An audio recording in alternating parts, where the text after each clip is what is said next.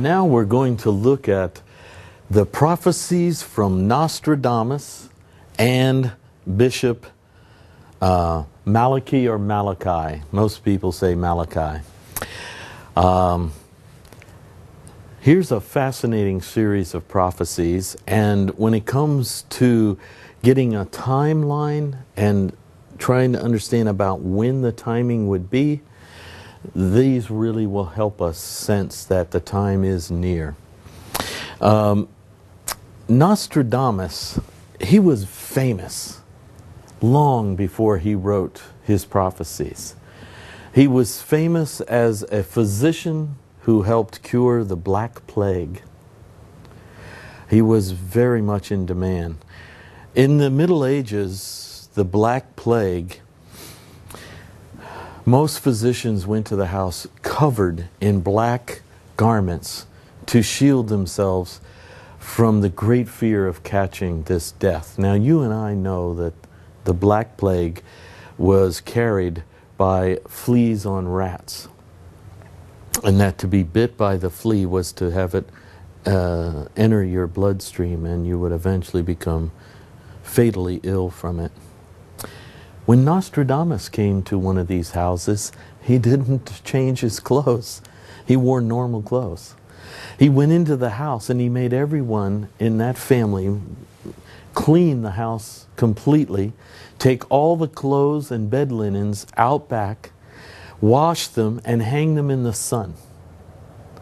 Now you know what would be happening with the fleas. He would clean the entire house. So you know where the rats would go? To the neighbors. And then he made little balls, pill-like, but a little larger than we're used to, of rose hips and other herbs. And he would not only make the ill person eat it, he would make the rest of the family eat it. Because it was believed that once a person became ill in the house, everyone was going to get the disease and die. This was so bad that every morning in these towns, wagons would go down the streets and everyone would put their dead in the wagons, those that had died during the night. And they would take them out to a mass grave. It was an overwhelming plague. And yet Nostradamus seemed to be able to cure those who called on his aid. And he did it with very basic activities and this little rose hip vitamin C packed pill of his. He was also famous as a writer. He wrote the most popular annual almanac in Paris. Every year everybody wanted Nostradamus's almanac. As he got older, though, he withdrew and he started writing these books. He called them centuries. Each book was called Century. Century 1, Century 2.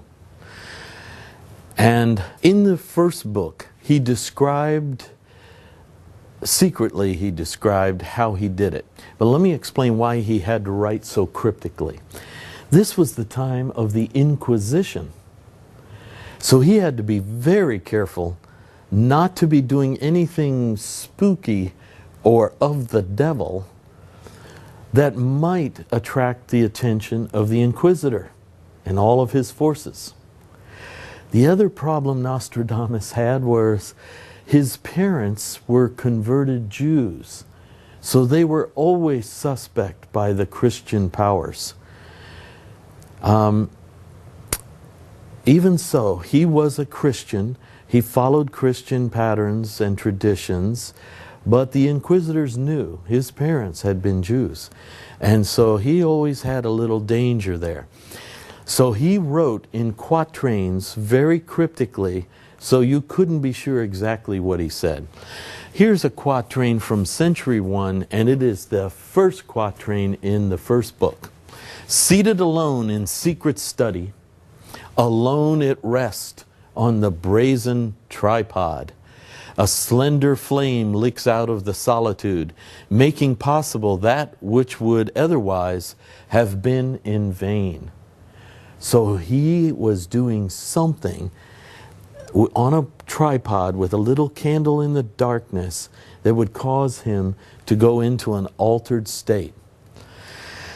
In another quatrain, the second one in the first book, he writes, "The wand in his hand is placed between the branches," a wand.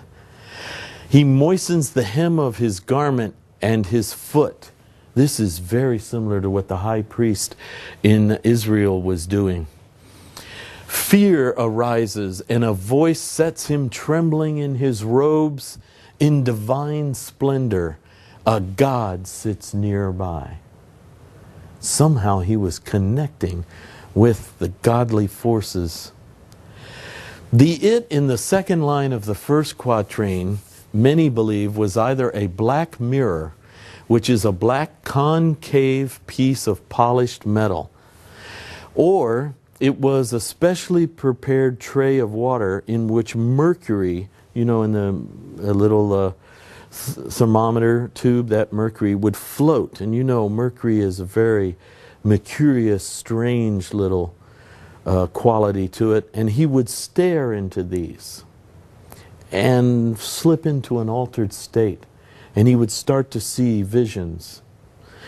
And he would record them. But he would record them in cryptic ways so he could be safe from the Inquisitor.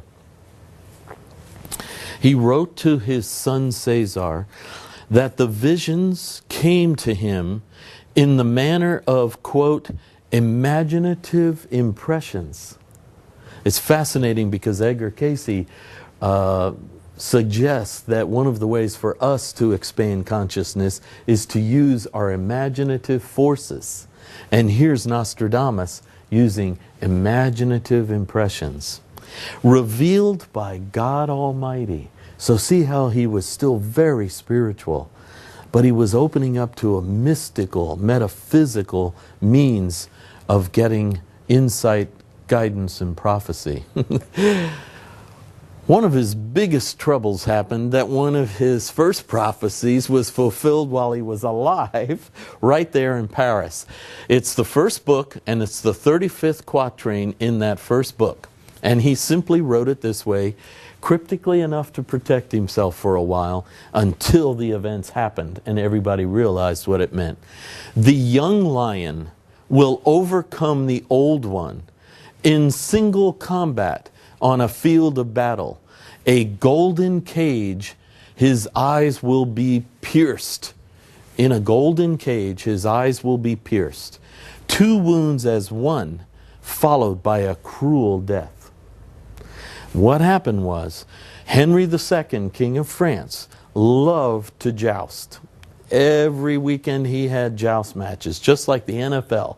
Everybody came. It was entertainment, great fun. Also, Henry did not like knights to withdraw when they came up to challenge him. He wanted them to joust with him. He insisted. Well, from Scotland, a young Scottish captain came over to do the joust one day. Interestingly, Henry's symbol was a lion. And the Scotsman, younger than King Henry, also had the symbol of the lion. The young lion will overcome the old lion. See? In single combat on a field of battle. When the two charged at each other with their lances out, as they hit the shields, the lances splintered. And one of the biggest splinters went right through the eye hole of King Henry II's helmet, pierced his eye and his brain, 2 wounds as one, and in 4 days of cruel, painful death. But the other thing was, Henry didn't wear normal helmets. He liked a golden helmet. He was the only guy wearing a golden helmet. In a golden cage, his eyes will be pierced, 2 wounds as one, followed by a cruel death. When everyone realized they had read this very scene that occurred before them in Nostradamus's book, they rose up to kill Nostradamus because he had to be possessed of the devil. The queen and her men got between them and the group, and she yelled out, Who killed King Henry? Nostradamus or the Scotsman? Everybody went, oh yeah. They turned around and they ran after the Scotsman. He ran to the harbor, jumped on the boat and sailed back to Scotland and got away. She had her men take Nostradamus into the palace and protect him for life. Protect him from the Inquisitor, who was all ready to claim that the devil had taken hold of him, and from the people who were scared to death. How could he have seen this event so perfectly, so long before it happened? It was profound. Now he was infamous. And she had to protect him, and she did. Some of the amazing things that he did. Now, remember, he's in the 1550s. And he predicts, in his imaginative impressions, the Emperor Napoleon, who doesn't come till the 1800s. An emperor will be born near Italy. Not in Italy, near Italy. Corsica is an island off the coast of Italy. This is an emperor of France, born near Italy. And he writes it just like that. Unlikely. Who will cost the empire dearly. And boy, did Napoleon cost France dearly. It will be said when his allies are seen that he is less a prince than a butcher. Foreshadowing Napoleon. There were several more quatrains about Napoleon that really had unique specifics about Napoleon. So clearly Nostradamus was seeing this future emperor and the trouble he would bring. He also predicted Hitler.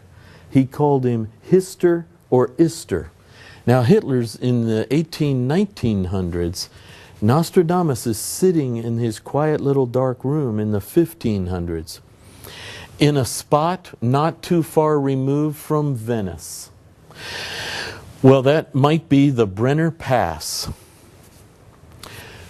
The two strongest of Asia and Africa. The two strongest of Asia and Africa. Looking in hindsight, these might have been, he was seeing Japan, the powerful of Asia, and Italy, who ruled Ethiopia and North Africa. The two strongest will be said to come together with the Rhine River, Germany, and Ister, which we believe is his imaginative vision of the name of this guy. He also said Hister in 2nd century 24th quatrain, Hister. So he was picking up the H, but he wasn't quite getting the middle part there. Weeping at Malta and the Ligurian coast. Italy annexed Ethiopia, making it the strongest power in Africa. Malta and Genoa, the Ligurian coast, were both bombarded heavily during the war. Malta by the Axis powers and Genoa by the Allies. So it appears, these are so specific, it appears that he truly was seeing a future great war and a future imperialistic ruler, leader, and three nations that were going to become the Axis powers, and the devastation that was going to happen to lands near where he lived. He did miss September the 11th, 2001, but he missed it by 27 months. Now, since he's looking at it in 1550, I'm willing to give him a little miss on the date, but he starts the quatrain out in the year 1999 and 7 months, which would be July. Now, many people have written me and told me, oh, he was using a different calendar, but I checked on that. He was using virtually the same calendar we use. So he saw in his little vision 1999. Yet it didn't really happen until 2001 and the 7th month, but it didn't happen until the 9th month. From the sky, he sees this, will come the king of terror. I mean, terrorism and all is a new concept. We use those terms. He used the king of terror will come from the sky to resuscitate the king of the Mongols. Now you might not know how to associate this, the king of the Mongols, but Afghanistan was in his time all the Mongol horde's realm, from Mongolia all through Afghanistan. This is also the land of Nod, east of Eden, to which Cain was banished. Do you recall when God engages Cain about killing Abel? And Cain says, you know, I won't be safe anywhere. And he says, I'll put a mark on you, the Mongol spot. And I will send you to a land east of Eden, the land of Nod. Cain's body is buried south of Kabul, Afghanistan. This would have been, to Nostradamus, the land of the Mongols. And from out of Afghanistan, the king of terror would come and attack from the sky. Before and after, Mars, the god of war, will reign happily. War will be before this event and war will be after this event. And it sure looks like his 10th book, Quatrain 72, was looking at or near this event that occurred in September 11th, 2001. When is the end? Nostradamus wrote a letter to his son Caesar, and in that letter he said that his prophecies are from his time to the year 3797 AD. Very clearly, 3797 AD. So you and I can just say that if we think he's pretty good seer, there's a lot of time left to go through here. And the next two ages, the 6th and 7th ages, we can kind of see there's a few thousand years involved in them coming to fulfillment. Now, if we tie Nostradamus into the prophecies of the Bishop Malachi, we really get a timeline that works for us. Malachi was long before, 500 years before Nostradamus. He was the bishop in Ireland, and in 1138, he was visiting the Vatican. While there, he fell into a deep trance during which he saw the reigning pontiff and the line of succession of 112 popes, followed by the final fall of the Church of Rome. When he awoke, he wrote a complete manuscript on the vision, giving each pope a Latin motto or phrase. The manuscript was sent to the Vatican after Malachi's passing, where it was stored in secret archives until 1590. 1590 it was held secret. So Nostradamus couldn't have had this. I just want you to be aware of that. After which it was made public, after 1590. This was long after Nostradamus' death in 1566. And yet, Nostradamus' quatrains speak to Malachi's papal prophecies here of the line of the popes. Now I'm just going to take a few of the most recent popes to show you how accurate Malachi is. Benedict the 15th, he called him Religio de Populata, which literally means depopulation of religion. And he reigned during World War I, when it seemed like all religion fell to nationalism and everybody was killing one another over their nationalistic views. Pius XII he called Pastor Angelicus, angelic pastor of the church. I interviewed a lot of Catholic women on this, and they told me they thought Pius XII was a very holy person of an angelic spirit. And so that seemed to fit well. Then came John the 23rd, Pastor et Nauta, which literally means shepherd and navigator. And he was the Archbishop of Venice and had the symbol of seafaring navigation. So it seemed like, wow, You got to understand, in 1138, 800 years before this Pope, he sees this Pope, and he sees them in sequence. Is it possible that the whole journey is laid out so clearly and we're walking through it, and that someone in an altered state could tap in and see down the road? It's just so hard to believe he could nail that Pope. The next one he calls Florus Florum, which means flower of flowers. And Paul VI took a floral coat of arms as his symbol. And now you might say, well, Paul knew that prophecy and tried to make it work. Well, maybe, but look at some of these others. John Paul I. He was the shortest reign of a pope, from August 26th to September 28th. He called him De Mediate Lunae, which means something like the middle or half of the moon. A very short period of time. He was only 66 and in pretty good health when he suddenly and unexpectedly died. Now, this was in 78.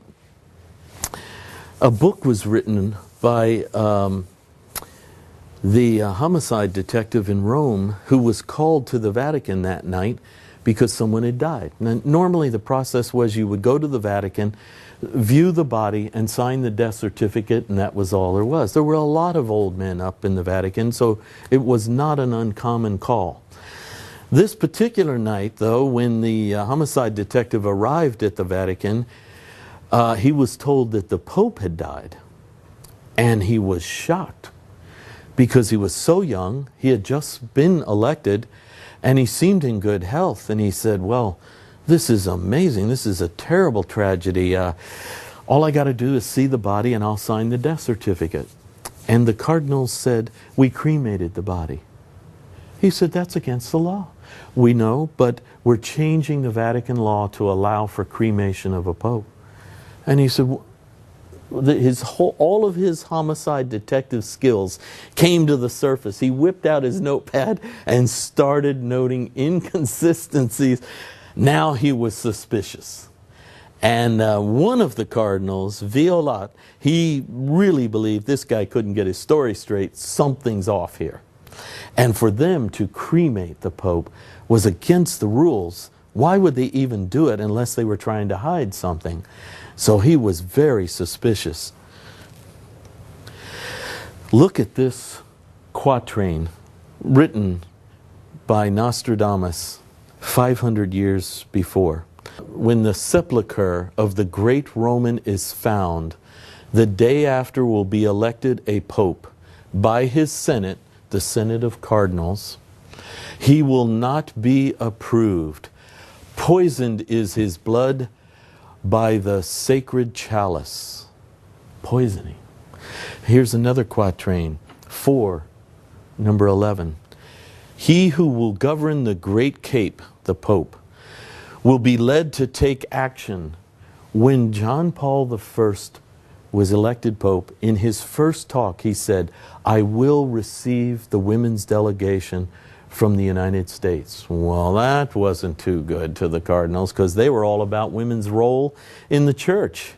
And the second thing he said, which was even worse, I will investigate the Vatican Bank for laundering mafia money. That was it. He wasn't going to see too many more days. That was his action. He will be led to take action. The 12 red ones, the cardinals, will come to spoil the cover. Under murder, murder will come to be done.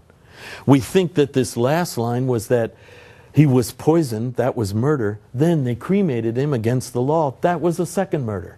Under murder, murder will come to be done. Amazing. Now, this whole situation was so bizarre that the very next pope they elected was not out of the political core, but he was from Poland. And for sure Malachi must have missed that cardinal being elected. But when you look at what Malachi called him, John Paul II, yes, the cardinal took the name of the pope that had just died and added the second to it. Malachi called him de labore solis, the labor of the sun. Now this cardinal was from Poland, and he had worked with the labor unions, and they were against the Soviet control.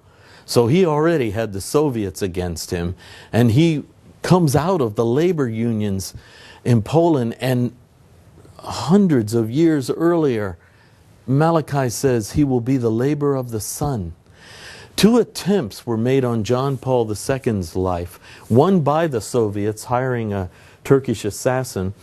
And that one, the Pope was riding around in his car in St. Peter's Square.